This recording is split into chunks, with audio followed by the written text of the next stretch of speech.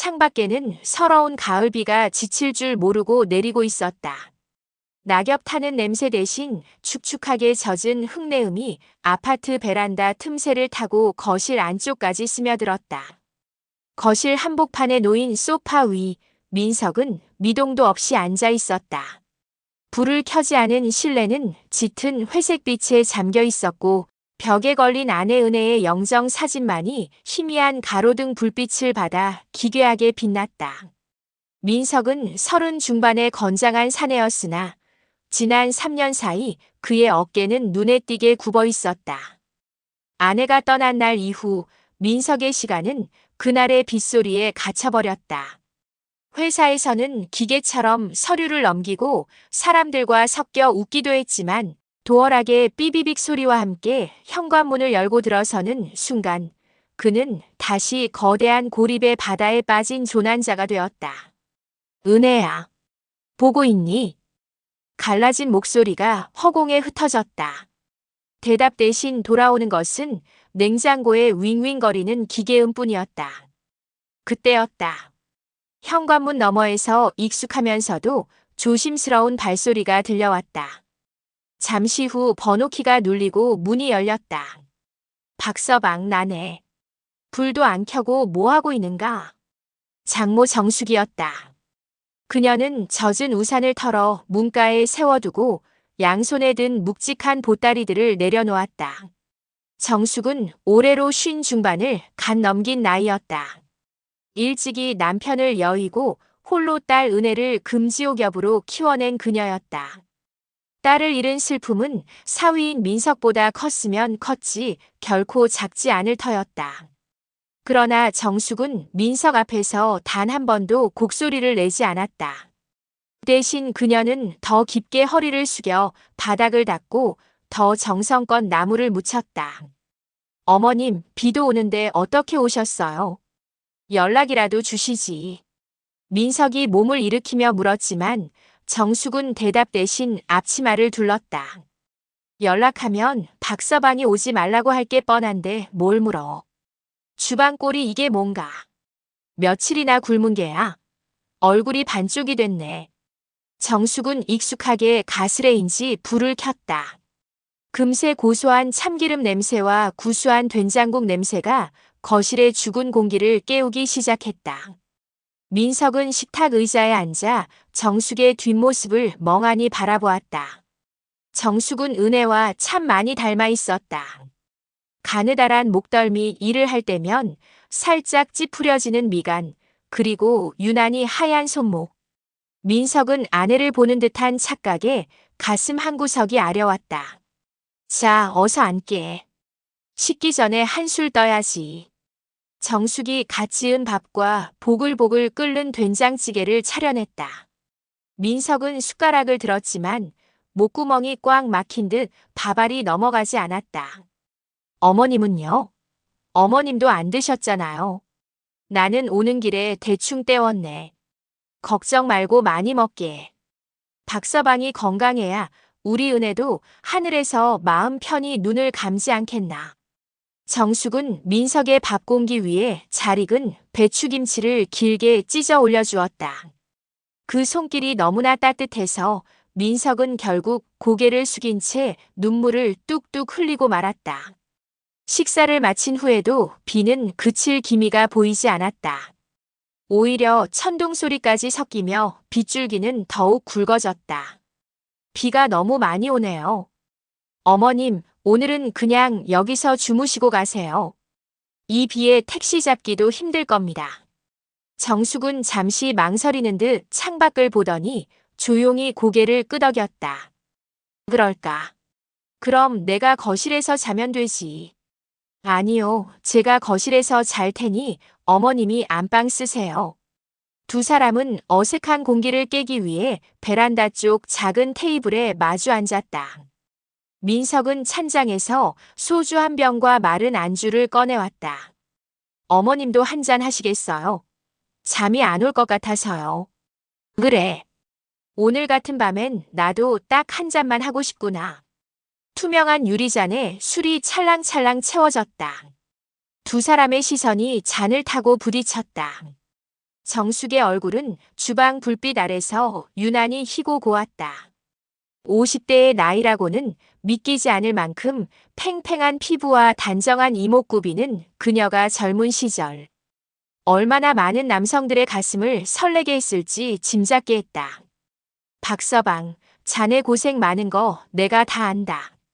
하지만 사람 사는 게 다 인연법 아니겠나. 은혜하고는 거기까지였던 게야. 정숙의 목소리가 술 기운에 살짝 떨렸다. 그녀는 민석의 손등 위로 자신의 손을 겹쳤다. 자네 아직 젊어. 이제 그만 은혜 보내주고 좋은 사람 만나서 새 출발하게.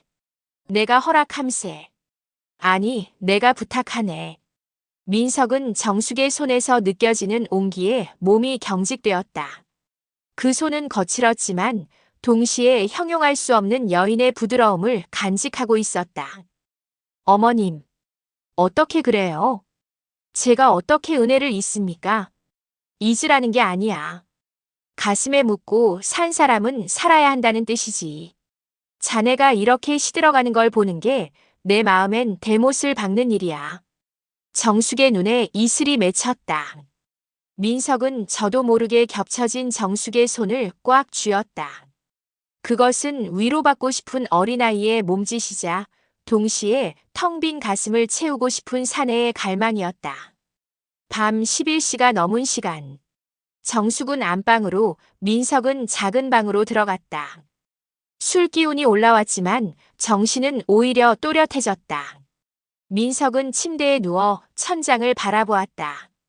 3년 동안 억눌러왔던 사내로서의 본능이 오늘 밤 정숙이 보여준 따뜻한 위로와 술 기운을 타고 야금야금 머리를 쳐들었다.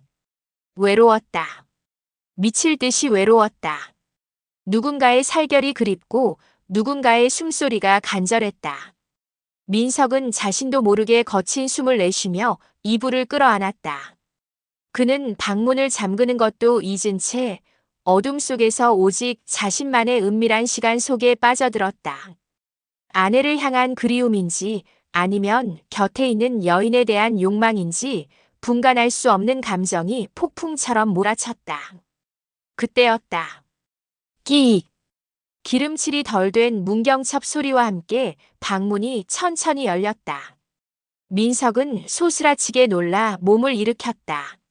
문틈 사이로 복도에 희미한 불빛이 들어왔고 그곳에는 얇은 슬립 잠옷 차림의 정숙이 서 있었다. 박서방. 잠이 안 와서 물 좀 마시려고. 정숙의 목소리가 멎었다. 어둠 속이었지만 그녀는 민석의 흐트러진 모습과 방 안가득 찬 뜨거운 열기를 직감했다. 민석은 황급히 이불을 끌어올려 몸을 가렸다. 두 사람의 시선이 허공에서 엉켰다. 당황과 수치심 그리고 말로 설명할 수 없는 기묘한 긴장감이 방 안을 메웠다. 정숙은 미안하네. 라는 짧은 말을 남기고 황급히 문을 닫았다. 민석은 심장이 입 밖으로 튀어나올 것만 같았다. 죽고 싶다는 생각이 뇌리를 스쳤다. 장모에게 이런 추한 모습을 보이다니. 하지만 그 수치심의 이면에는 방금 본 정숙의 하얀 어깨와 얇은 잠옷, 너머로 비치던 실루엣이 잔상처럼 남아 그를 더욱 괴롭혔다. 10분쯤 지났을까. 민석이 이불을 뒤집어 쓰고 괴로워하고 있을 때 다시 한번 조심스러운 노크 소리가 들렸다. 박서방. 들어가도 되겠는가?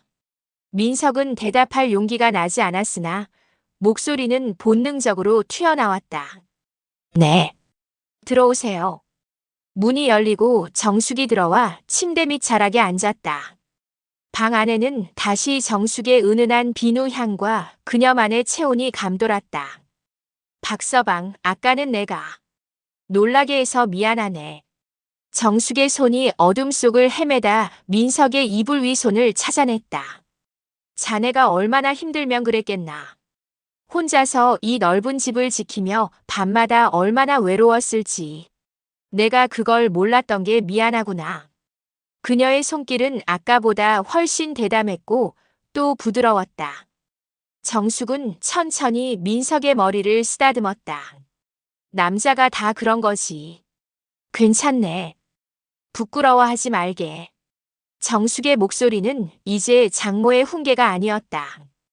그것은 동병상련의 아픔을 겪는 한 여자의 고백처럼 들렸다. 그녀의 손이 서서히 이불 속으로 미끄러져 들어왔다. 민석의 단단한 팔뚝을 지나 가슴팍에 닿았을 때 민석은 숨을 멈췄다. 어머님, 이러시면 안 됩니다. 말은 그렇게 했지만 민석의 몸은 그녀의 손길을 거부하지 않았다. 오히려 정숙의 손길이 닿는 곳마다 불길이 이는 듯 뜨겁게 반응했다. 정숙 또한 숨이 가빠지는 것이 느껴졌다. 어둠 속에서 그녀의 눈동자가 젖은 채 빛나고 있었다. 오늘 밤만은 우리 그냥 외로운 영혼이라고 생각하세. 자네도 나도 너무 오래 혼자였지 않은가. 정숙의 향기가 코끝을 찔렀다. 민석은 더 이상 참지 못하고 정숙의 손목을 낚아챘다. 그리고 그녀를 끌어당겨 자신의 품에 안았다. 장모와 사위라는 껍데기가 벗겨지고 오직 살고 싶어 발버둥 치는 남자와 여자의 본능만이 남은 순간이었다. 비는 더욱 거세게 창문을 두드렸고 두 사람의 가쁜 숨소리는 빗소리에 묻혀 어둠 속으로 사라져갔다. 그것이 지옥으로 가는 문일지 아니면 구원의 시작일지 그 누구도 알지 못한 채 제1장의 막이 내렸다. 폭풍 같던 밤이 지나고 새벽빛이 창살을 타고 들어올 때 민석은 형벌 같은 두통과 함께 눈을 떴다. 옆자리는 차갑게 식어 있었다. 어젯밤의 일이 꿈이었기를 간절히 바랐으나 베개에 남아있는 은은한 비누. 향과 흩어진 머리카락 한 올이 그것이 엄연한 현실임을 증명하고 있었다. 주방으로 나가니 정숙은 이미 보찜을 싼 채 현관에 서 있었다. 어젯밤에 자애롭던 눈빛은 간데없고 그녀의 얼굴은 석상처럼 굳어 있었다. 어머님, 아무 말 말게. 자네나 나나 제정신이 아니었어. 술이 원수지. 죽은 은혜를 생각하면 우리가 무슨 짓을 한 건가. 정숙은 민석의 시선을 피하며 도망치듯 집을 나섰다. 민석은 붙잡을 용기조차 내지 못했다. 그날 이후 민석의 집은 이전보다 더 지독한 지옥이 되었다.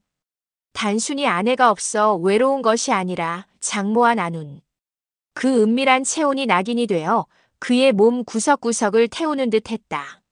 한 달, 두 달. 시간이 흐를수록 민석은 말라갔다. 장모 정숙은 소식조차 없었다. 반찬통이 비어갈수록 민석의 마음속에는 정숙에 대한 원망과 그리움이 기묘하게 뒤섞였다. 장모님은 나를 경멸하고 계실까? 아니면 나처럼 괴로워하고 계실까?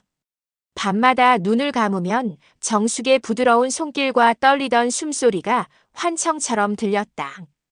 죄책감은 서서히 변질되어 갔다. 장모님도 여자였다는 사실이 민석의 머릿속을 지배하기 시작했다. 15년을 홀로 수절하며 딸 하나만 바라보고 살아온 여인. 그 여인의 마른 가슴에 불을 지핀 것은 자신이었지만 동시에 그녀가 내뿜던 그 뜨거운 열기는 민석에게 있어 죽음에서 생명으로 돌아오는 유일한 통로였다. 민석은 퇴근길에 정숙의 집 근처를 배회하기도 했다. 하지만 감히 배를 누를 수는 없었다. 사위가 장모를 여자로 그리워한다는 사실을 세상이 안다면 침을 뱉을 일이었다. 하지만 인간의 본능은 도덕의 울타리보다 깊고 질겼다. 석 달째 되던 어느 금요일 오후 민석은 몸살 기운에 조퇴를 하고 일찍 귀가했다. 현관문을 열자마자 익숙한 향기가 코끝을 스쳤다. 주방에서 달그락거리는 소리가 들렸다. 어머님. 민석의 목소리에 거실 청소를 하던 정숙이 소스라치게 놀라며 돌아섰다. 두 사람 사이엔 숨막히는 침묵이 흘렀다. 그러나 민석은 이내 자신의 눈을 의심했다. 눈앞의 정숙은 그가 알던 장모님이 아니었다. 항상 몸을 가리던 헐렁한 옷 대신 그녀는 몸의 곡선이 여실히 드러나는 검은색 니트 원피스를 입고 있었다. 무릎 위까지 아슬아슬하게 올라온 치마 끝단 아래로 중년 여인이라고는 믿기지 않는 매끈한 다리가 드러났고 깊게 파인 가슴 라인은 그녀가 숨을 쉴 때마다 아찔하게 일렁였다. 화장은 평소보다 짙었으며 입술은 갓 피어난 장미처럼 붉었다. 박서방, 왜 이리 일찍 왔는가? 내 얼른 정리하고 가려 했는데. 정숙의 목소리가 파르르 떨렸다. 그녀의 눈빛은 흔들리고 있었지만 차림새는 명백히 누군가에게 보이고 싶은 여인의 모습이었다. 어머님 오늘 참 고우시네요. 어디 잔치라도 다녀오셨어요? 아니네. 그냥 머리가 하도 복잡해서 기분 좀 내봤어. 민석은 그녀의 붉은 입술에서 시선을 뗄 수 없었다. 석 달간 참아왔던 갈증이 폭발했다. 그는 도망치려는 정숙의 팔목을 붙잡았다. 어머님, 아니 정숙 씨. 오늘 그냥 못 보내드립니다. 저녁이라도 대접하게 해주세요. 근처 고깃집에서 마주 앉은 두 사람은 말없이 술잔만 비워냈다. 정숙은 작정한 사람처럼 독한 소주를 연거푸 들이켰다. 술 기운이 오르자 그녀의 하얀 뺨이 분홍빛으로 물들었고 니트 원피스 위로 드러난 쇄골이 가늘게 떨렸다. 박서방, 나를 욕하게. 내가 미쳤나 봐. 자네 집에 오지 말아야지 하면서도 밤마다 자네 얼굴이 떠올라서 견딜 수가 없었어. 은혜한테 천벌을 받을 거야, 내가. 정숙은 결국 테이블에 엎드려 흐느꼈다. 민석은 그런 그녀를 부축해 식당을 나왔다. 정신을 못 차리는 정숙을 업고 걷던 민석의 눈에 맞은편 모텔에 네온사인이 들어왔다. 대리운전을 부르기엔 이미 이성이 마비된 상태였다. 방 안으로 들어와 정숙을 침대에 눕혔다. 얇은 니트 원피스는 그녀의 숨결을 따라 파도처럼 일렁였다. 민석은 침대 곁에 앉아 잠든 줄 알았던 정숙의 얼굴을 보았다. 그때 정숙이 가늘게 뜨인 눈으로 민석을 바라보며 손을 뻗어 그의 목을 감싸 안았다. 박서방. 아니, 민석 씨. 나를 좀 안아줘. 이 지독한 외로움에서 나를 좀 꺼내줘. 그것은 항복 선언이었다. 민석은 그녀의 붉은 입술을 삼켰다. 장모라는 이름의 마지막 족쇄가 풀려나가는 순간이었다. 니트 원피스의 까슬까슬한 촉감과 그 너머로 느껴지는 여인의 뜨거운 체온이 민석의 온몸을 휘감았다. 두 사람은 죄의 깊이만큼이나 격렬하게 서로를 탐닉했다. 다음 날 아침 창틈으로 들어온 햇살이 어지럽게 널브러진 옷가지들을 비췄다. 잠에서 깬 정숙은 자신의 몸에 남은 흔적들을 보며 얼굴이 창백해졌다. 우리가 정말 갈 때까지 갔구나. 박서방, 내 자네를 어떻게 보나. 세상이 알면 우린 짐승이야.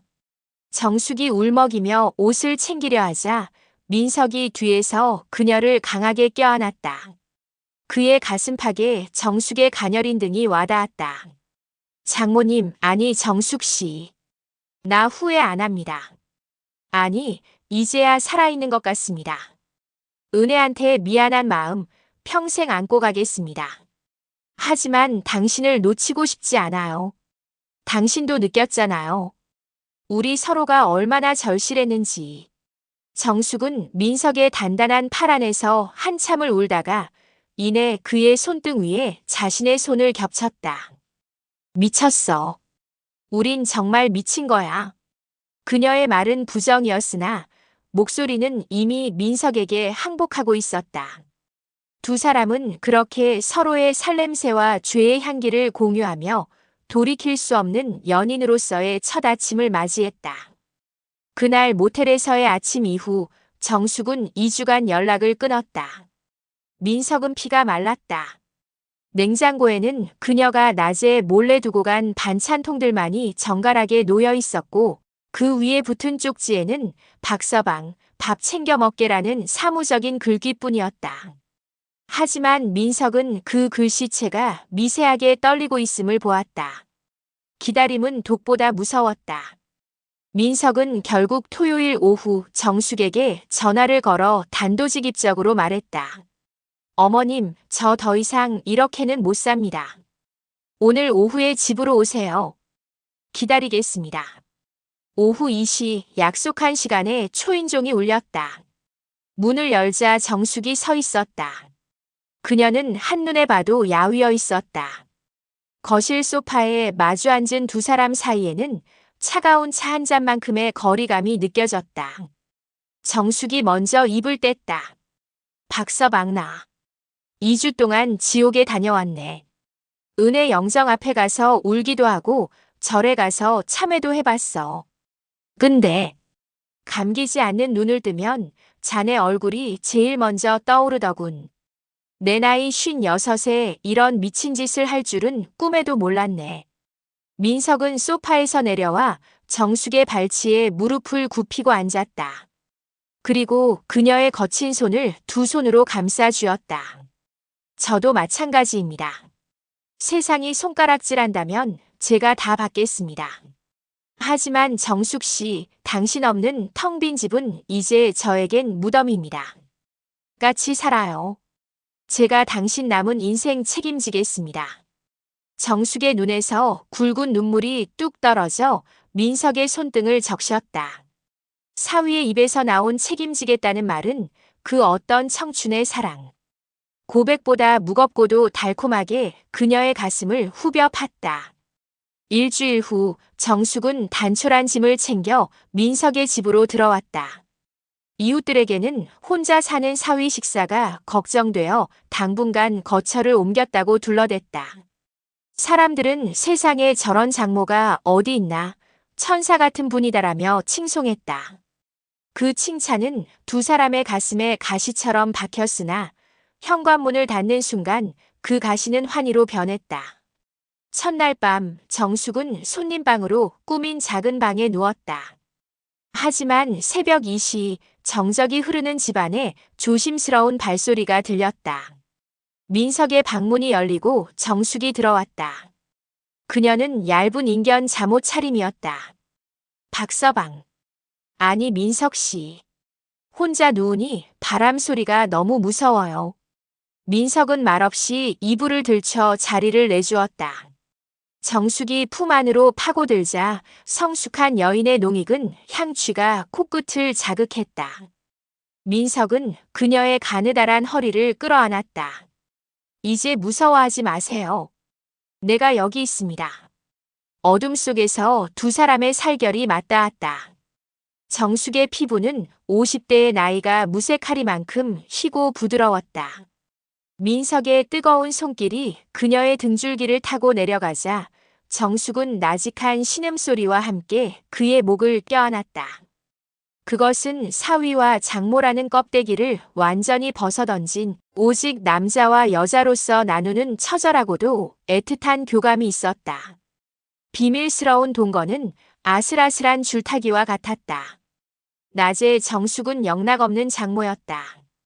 앞치마를 두르고 베란다에 빨래를 널고 경비 아저씨에게 우리 박서방 좀 잘 봐달라며 음료수를 건네기도 했다. 퇴근하고 돌아온 민석에게 정숙은 박서방 왔는가? 씻고 나오게라며 정갈한 밥상을 차려냈다. 그러나 밤이 깊어지고 거실 불이 꺼지면 공기는 180도 달라졌다. 안방 침대에 나란히 누운 두 사람은 세상에서 가장 뜨거운 연인이었다. 민석은 정숙을 위해 시장에서 산 화려한 속옷을 선물하기도 했고 정숙은 민석의 넓은 가슴에 얼굴을 묻고 15년 만에 되찾은 여인의 기쁨에 눈물 지었다. 민석 씨 가끔 무서워요. 우리가 누리는 이 행복이 은혜의 눈물로 만든 것 같아서. 그럼 제가 그 눈물까지 다 닦아주겠습니다. 정숙 씨, 당신은 더 이상 장모님이 아니에요. 내 옆을 지켜주는 유일한 내 사람입니다. 민석은 그녀의 젖은 눈가에 입을 맞추었다. 정숙은 그 달콤한 유혹에 취해 다시금 그의 품으로 깊숙이 파고들었다. 노골적인 욕망보다는 서로의 빈자리를 채우려는 절박함이 그들의 밤을 더욱 뜨겁게 달궜다. 어느 주말 아침이었다. 민석이 정숙을 뒤에서 껴안고 주방에서 장난을 치고 있을 때 갑자기 현관문 도어락 소리가 들렸다. 아내 은혜의 친구였던 미진이 예고 없이 방문한 것이었다. 민석 씨, 집에 있어요? 반찬 좀 가져왔는데. 두 사람은 번개에 맞은 듯 떨어졌다. 정숙은 황급히 흐트러진 옷무새를 가다듬고 주방 안쪽으로 숨었다. 민석은 떨리는 가슴을 진정시키며 현관으로 나갔다. 미진아. 웬일이야? 어머, 장모님 계셨네요. 안녕하세요. 미진의 시선이 주방에 서 있는 정숙에게 향했다. 정숙은 억지 웃음을 지으며 대답했다. 그래. 박서방이 요새 통 못 먹길래 좀 챙겨주러 왔네. 미진은 의심스러운 눈초리로 집안을 훑었다. 안방 문틈으로 살짝 보인 민석의 셔츠와 정숙의 화장품이 섞여 있는 화장대가 그녀의 눈에 들어왔을지도 모를 일이었다. 미진이 돌아간 후 두 사람은 한동안 자리에 주저앉아 숨을 몰아쉬었다. 민석 씨, 우리 정말 조심해야 해요. 들키면 우린 끝이에요. 알아요. 하지만 난 숨지 않을 겁니다. 언젠가 밝혀지더라도 난 당신 손 놓지 않아요. 민석은 겁에 질린 정숙의 손을 꽉 잡았다. 그 손은 떨리고 있었지만 이미 서로의 체온 없이는 단 하루도 버틸 수 없는 중독된 상태였다. 동거 6개월째 창밖에는 붉은 저녁 노을이 길게 드리워져 있었다. 정숙은 베란다에서 지는 해를 바라보며 민석이 사준 보라색 실크 원피스를 입고 있었다. 퇴근한 민석이 그녀의 뒤에서 어깨에 머리를 기댔다.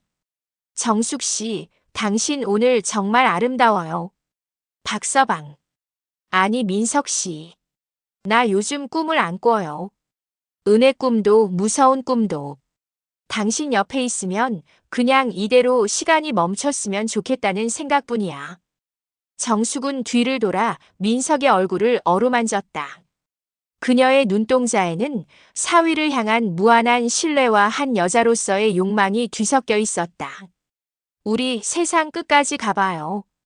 비록 안개꽃처럼 화려하진 않아도 안개 속에서 우리끼리만 아는 향기를 풍기며 그렇게 살아요. 민석은 그녀를 번쩍 들어올려 침대로 향했다.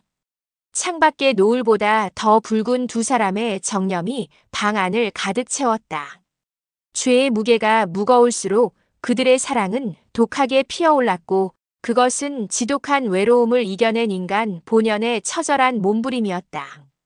비밀은 영원할 수 없었다. 아파트 복도에 흐르는 미묘한 소문, 장모와 사위라고 하기엔 지나치게 다정한 시장 나들이 그리고 깊은 밤 안방 너머로 흘러나오는 나직한 웃음소리는 이웃들의 입방아에 오르내리기 시작했다. 어느 날 오후 민석의 본가 고모가 예고 없이 들이닥쳤다. 거실에는 정숙의 보랏빛 실크 잠옷이 소파 위에 놓여 있었고 안방 화장대에는 두 사람의 칫솔이 나란히 꽂혀 있었다. 박서방. 이게 다 무슨 망측한 꼴이냐? 장모님이 왜 안방 화장대를 쓰고 계셔? 고모의 고함에 정숙은 사색이 되어 주방 구석으로 물러났다. 민석은 고모의 앞을 막아섰다. 그의 눈빛은 흔들림 없이 단단했다. 고모님 나가주세요. 제 인생입니다. 어머님은 제게 아내 이상의 존재가 되셨습니다. 비난하시려거든 저에게만 하세요. 이 미친 짐승 같은 놈. 천벌이 무섭지도 않으냐. 고모가 정숙의 뺨을 향해 손을 올리려는 찰나 민석이 그 손을 낚아챘다. 정숙은 바들바들 떨며 민석의 등 뒤로 숨었다. 그날 이후 두 사람의 유리성은 산산조각이 났다. 친척들의 저주 섞인 전화와 세상의 차가운 시선이 해일처럼 밀려왔다. 세상의 비난이 거세질수록 두 사람은 서로에게 더욱 깊이 침잠했다. 어느 금요일 밤 정숙은 정성스럽게 마지막이 될지도 모를 저녁을 준비했다. 민석이 좋아하는 갈비찜과 손수 빚은 만두가 식탁에 올랐다. 두 사람은 말없이 소주잔을 기울였다. 민석 씨, 이제 꿈에서 깰 시간이 된 것 같아요. 나만 없어지면 당신은 다시 평범한 박서방으로 돌아갈 수 있어요. 정숙의 눈시울이 붉어졌다. 그녀는 오늘 유난히 짧고 몸에 붙는 붉은 원피스를 입고 있었다. 민석에게 마지막으로 가장 아름다운 여인의 모습을 남기고 싶었던 것이다. 당신 없는 평범함은 죽음보다 싫습니다. 정숙 씨, 오늘 밤 우리 세상에 단둘만 남은 것처럼 사랑해요. 민석은 식탁을 치우지도 않은 채 정숙을 안아 올렸다. 안방 침대에 눕혀진 정숙의 몸 위로 민석의 뜨거운 눈물이 떨어졌다. 정숙은 그의 목을 끌어안으며 다리로 그의 허리를 감싸 안았다. 내 평생, 남편 사별하고 15년 당신을 만나고서야 내가 여자라는 걸 알았어요. 고마워요, 민석 씨. 내 죽어서 지옥에 가더라도 이 몸의 기억만은 가져갈게요. 노련한 여인의 손길과 젊은 사내의 패기가 뒤섞인 밤이었다. 그들은 죄의 깊이만큼 서로를 파고들었고 살과 살이 맞닿는 마찰음 속에 세상의 비난을 묻어버렸다. 정숙의 흐느낌 섞인 신음은 비련의 곡조처럼 방 안을 메웠고 민석은 그녀의 가슴에 얼굴을 묻고 영원히 이 시간이 멈추기를 기도했다. 다음 날 새벽, 안개가 자욱하게 낀 새벽이었다. 정숙은 민석이 깊게 잠든 사이 조용히 몸을 일으켰다. 그녀는 머리맡에 정성스럽게 쓴 편지 한 통을 남겼다. 민석 씨, 내 사랑하는 사람아. 우리의 인연은 여기까지여야 합니다. 당신은 아직 젊고 세상은 넓습니다. 내가 곁에 있으면 당신은 영원히 죄인으로 살아야 하겠지요. 그 짐은 내가 다 짊어지고 떠납니다. 나를 찾지 마세요. 내 몸 구석구석 남겨진 당신의 흔적만으로도 나는 남은 생을 따뜻하게 보낼 수 있습니다. 은혜에게는 내가 가서 빌겠습니다. 당신을 사랑한 죄 내가 다 갚겠습니다. 민석이 잠에서 깨어났을 때 집안은 싸늘하게 식어 있었다. 정숙의 짐은 흔적도 없이 사라졌고 그녀의 비누 향만이 거실을 떠돌고 있었다. 민석은 미친 듯이 밖으로 뛰어나갔으나 안개 낀 도시는 그녀의 흔적을 감춰버린 뒤였다. 1년의 시간이 흘렀다. 민석은 도심의 집을 처분하고 한적한 시골 마을로 내려와 작은 공방을 열었다. 세상과의 인연을 끊고 오직 나무를 깎으며 정숙을 그리워하던 어느 가을날이었다. 마을 어귀 작은 찻집에서 낯익은 실루엣이 보였다. 하얀 소복 같은 원피스를 입고 긴 머리를 늘어뜨린 여인. 그녀는 지는 해를 바라보며 차를 마시고 있었다. 민석의 심장이 멎는 듯했다. 정숙 씨. 여인이 천천히 고개를 돌렸다. 1년 전보다 야위었지만 눈빛만은 더욱 깊고 맑아진 정숙이었다. 그녀의 입가에 옅은 미소가 번졌다. 박서방. 아니, 민석 씨. 여기까지 어떻게 알고 왔어요? 두 사람은 말없이 서로를 응시했다. 더 이상 장모와 사위라는 굴레는 존재하지 않았다. 그저 풍파를 겪고 돌아온 고단한 두 영혼만이 그곳에 있었다. 민석은 다가가 그녀의 야윈 손을 꼭 잡았다. 이제 어디에도 보내지 않습니다. 안개 속이든 지옥이든 우리 같이 가요. 마을 사람들 사이에서 그들은 사연 많은 부부로 통했다. 누구도 그들의 과거를 묻지 않았고 두 사람 역시 과거를 말하지 않았다. 밤이면 그들은 작은 오두막에서 서로의 체온을 나누며 시를 읽고 술을 마셨다. 비록 세상이 허락하지 않은 관계였고 아내이자 딸인 은혜에게는 평생 씻지 못할 죄였으나 그들은 그 죄의 무게를 사랑의 깊이로 승화시켰다. 어느덧 머리가 희끗해진 민석이 정숙의 무릎을 베고 누워 물었다. 정숙 씨 행복하세요? 정숙은 민석의 흰머리를 쓰다듬으며 창밖에 만개한 안개꽃을 바라보았다. 네, 민석 씨. 나는 이제야 비로소 숨을 쉬는 것 같아요. 우리 은혜도 이젠 웃어주겠지요. 창밖으로 달빛이 쏟아져 내렸다. 안개 속에서 피어난 꽃은 지지 않고 밤새도록 진한 향기를 내뿜었다.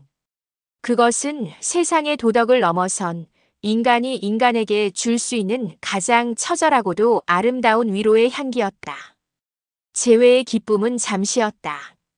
시골 마을의 작은 오두막으로 숨어든 민석과 정숙은 한동안 서로를 바라보는 것만으로도 숨이 벅찼다. 1년이라는 이별의 시간은 독이 아니라 서로에 대한 갈망을 정제시킨 뜨거운 화술이었다.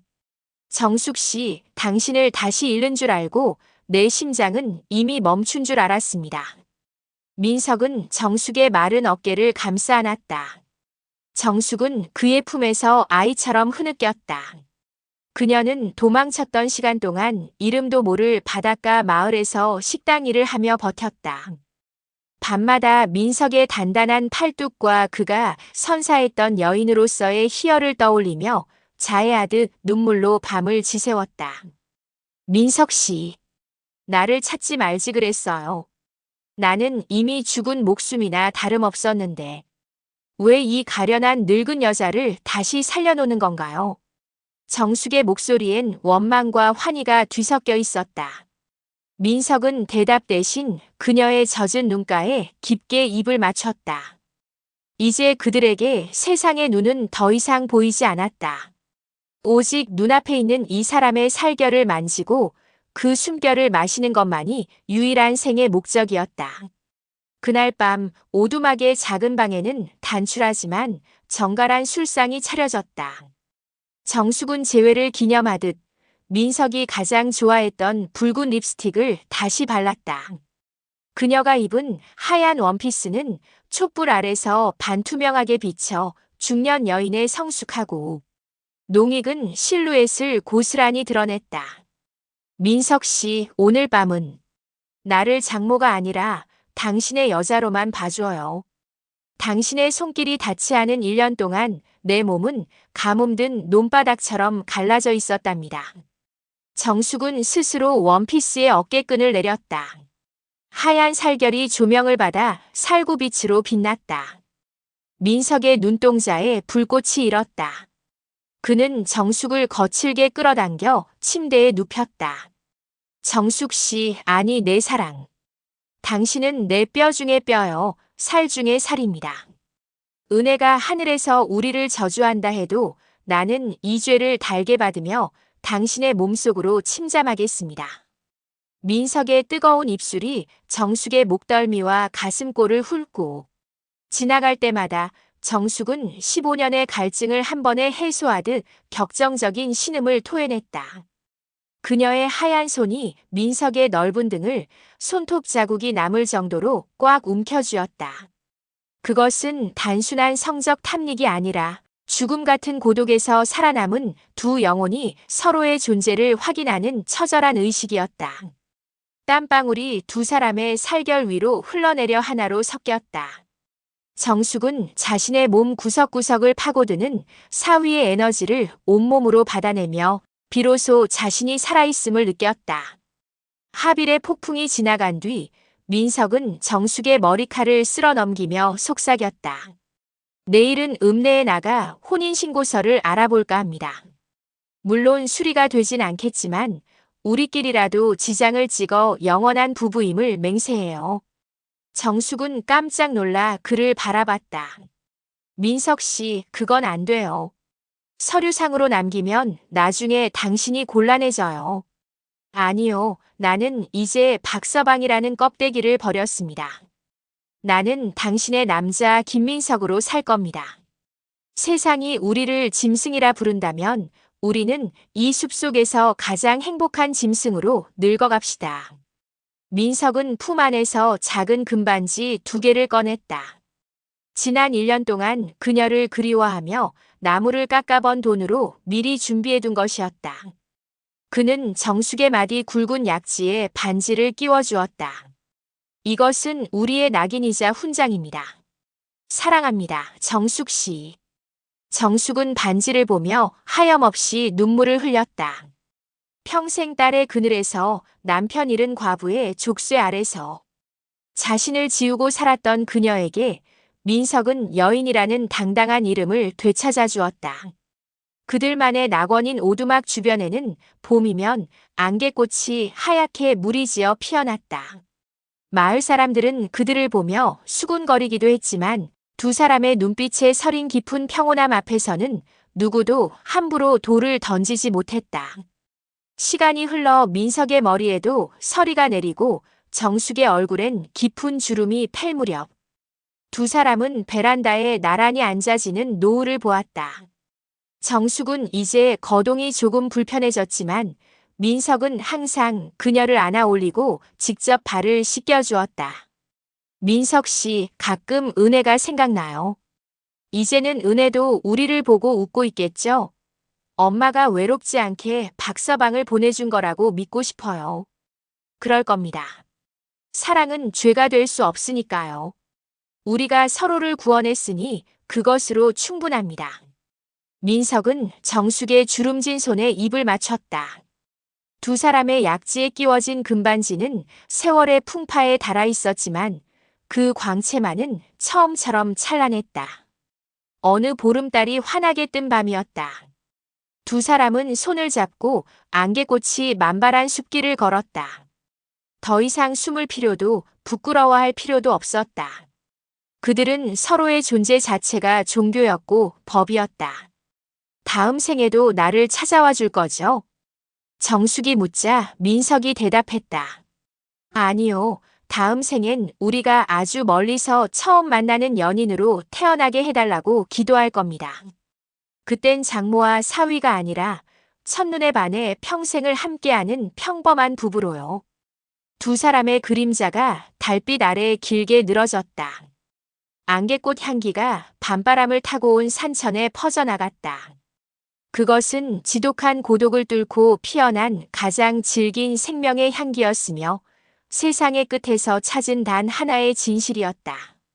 안개 속에서 시작된 그들의 인연은 이제 영원한 빛이 되어 숲속 작은 오두막을 비추고 있었다. 독자 여러분, 긴 여정을 함께 해주셔서 감사합니다. 장모와 사위라는 파격적인 소재를 다루었으나 그 본질은 결국 인간은 누군가의 온기 없이 살 수 없는 존재라는 점을 강조하고 싶었습니다. 시니어 세대가 겪는 고독과 그 고독을 이겨내려는 처절한 몸부림이 여러분의 가슴에 작은 울림이 되었기를 바랍니다. 두 주인공 민석과 정숙이 이제는 아픔 없는 그들만의 낙원에서 영원히 행복하기를 빌며 이 이야기를 마칩니다. 감사합니다. 오늘 전해드린 이야기가 여러분의 가슴에 작은 울림이나 생각이 되셨는지요?